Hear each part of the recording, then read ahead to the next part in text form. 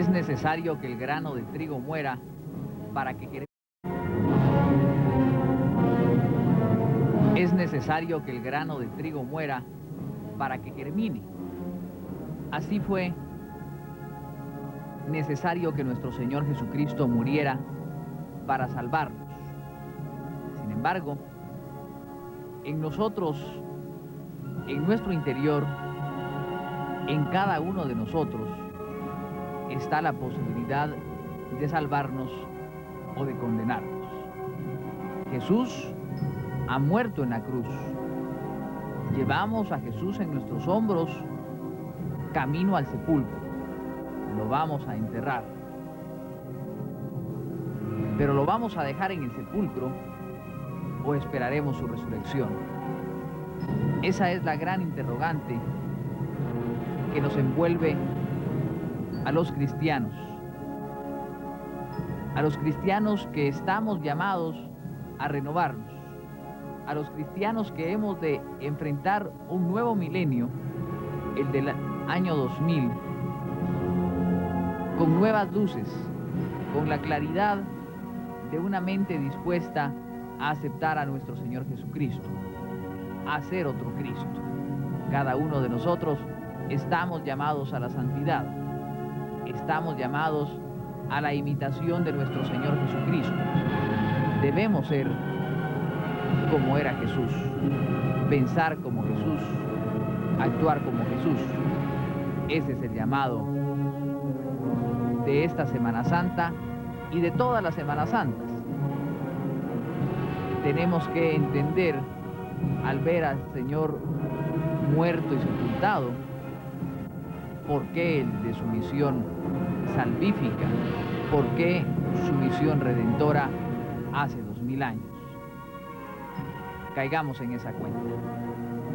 Caigamos de rodillas ante el sepulcro de Jesús y démosle gracias por su obra redentora. La consagrada imagen del Señor sepultado del templo del Calvario era la última de las procesiones que hacía su paso por la plaza central, desde donde transmitieron las unidades móviles de Televisiete y de Canal 3 en esta Semana Santa.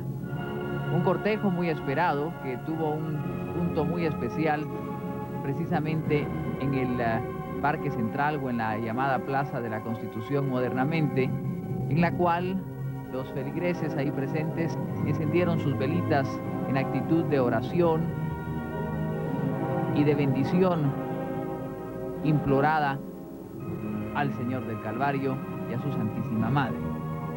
Una procesión precedida por los escuadrones de romanos, los escuadrones de penitentes, las estaciones del Vía Crucis en estos pasos imponentes, que traía al Señor revestido con atuendos de sacerdote, para el sacerdote siempre eterno, para esta bellísima imagen del Señor sepultado del Calvario, que una vez más en Viernes Santo salió a recorrer las calles de nuestra ciudad capital, salió a impartir sus santas bendiciones, pero nos está esperando en ese sepulcro para que no se quede vacío, sino que muramos con Cristo. Debemos morir con Él. Así como el grano de trigo muere, así como el grano de trigo se pudre para poder germinar, así debemos morir con Cristo para renacer a una vida nueva, la vida de nuestro Señor Jesucristo.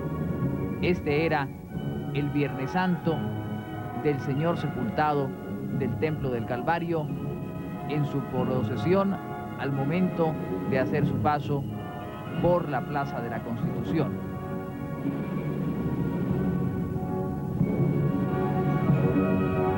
Entonces, hablar de San Pedro y de ese encuentro con Jesús realmente es interesante y nos cuestiona a todos también. De pronto le podemos preguntar nosotros al Señor también en esta noche, viéndolo en esta procesión: ¿a dónde vas, Señor? Y Él nos puede decir de nuevo: voy al Calvario. Y quizá nosotros podamos decirle: Señor, mejor me toca a mí ahora crucificar, me toca a mí morir. Ya tú llevaste por mucho tiempo esa cruz y yo quiero morir en el madero por mis pecados. La figura de Pedro representa mucho, porque Pedro negó a Jesús, lo negó en el momento crucial de la vida de Jesús, en el momento del prendimiento, en el momento del juicio. Se arrepintió sinceramente y nuevamente en su huida de Roma, estaba negando a Jesús, y Jesús se le aparece nuevamente la primera vez, dice el evangelista, que lo volvió a ver con una mirada de ternura, con una mirada de amor, y ahí sintió Pedro el arrepentimiento sincero de la negación que había hecho. Y ahora es una luz que resplandece ante él, y entonces se da cuenta de que el Señor le dice, voy a Roma, que me crucifiquen de nuevo, y él rectifica nuevamente, va a Roma, y al final de su vida sí le cumple al Señor Jesús y entrega su vida por él, dando testimonio de la fuerza que solo Cristo puede darnos en los momentos de adversidad y en los momentos en que nos sentimos débiles por la tentación. Por eso Jesús nos enseña, no nos dejes caer en la tentación. Y además, Fray Nelson, algo muy interesante, bueno, estamos viendo aquí a unas hermanas, precisamente hijas de Madre Teresa, a quien recordamos tanto, una de las pérdidas más grandes de la humanidad en el presente siglo. Y bueno, un detalle, que han estado regalando estas candelitas para que la gente las encienda al paso del yacente del Calvario. Pues quería yo, retomando el tema, Fray Nelson, decir esto que ya se ha repetido en varias ocasiones, que en Pedro, quien negó a Jesús, en él se erige la iglesia, es decir, Pedro, piedra, sobre esta piedra voy a erigir la iglesia. No sé si usted quisiera referirse a esto, Fray Nelson, como en la debilidad humana, en aquel que niega, a Jesús 3 veces antes de que cante el gallo, la iglesia surge, y precisamente con aquel dominio del Imperio Romano.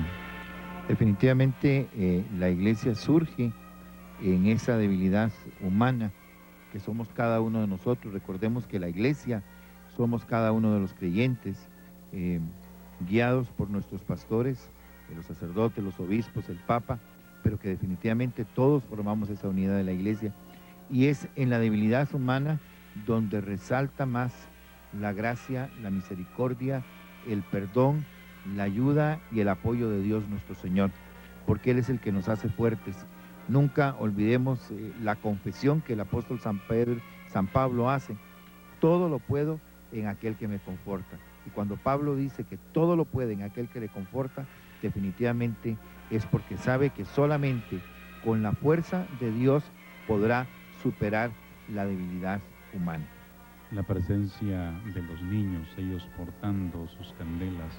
Recordemos que Jesús dijo, dejad que los niños vengan a mí.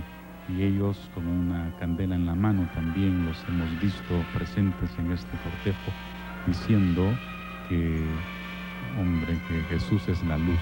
Y así como esa candela está iluminando la oscuridad en nuestra vida, también Jesús debe iluminarnos. Y ahí vemos también a las familias enteras con una vela en la mano, levantándola.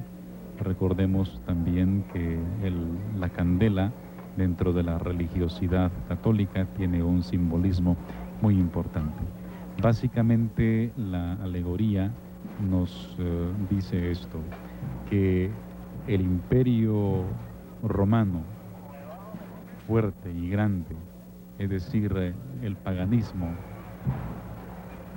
se rompió, se viene al suelo cuando empieza el trabajo fuerte de la iglesia y surge. Y por eso ustedes van a ver como unas columnas romanas están al suelo y surge la iglesia misma.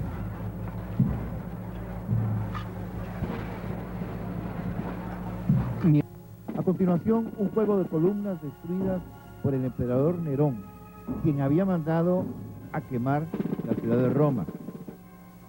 al centro, en un artístico y majestuoso dosel de estilo romano, el cual porta un elegante catafalco en donde se aprecia a la consagrada imagen del Señor del Santo Cristo yacente, custodiado por querubines, los cuales llevan en sus manos ramas de laurel en señal de la realeza de nuestro Señor Jesucristo, seguido nuevamente por columnas romanas destruidas. En la parte posterior del anda se aprecia la destrucción de los templos paganos, emergiendo de las ruinas la Basílica de San Pedro, que se encuentra en el Vaticano como símbolo de la única iglesia fundada por Cristo, rodeada por cadenas que representan todas las almas cristianas. En la base del templo destruido se observa una leyenda que dice: apacienta mis corderos. Complementan la decoración, espinas y lirios rojos que simbolizan el dolor y la sangre por todos y de todos los mártires. Bien, vamos a dejar que ustedes también escuchen esta marcha.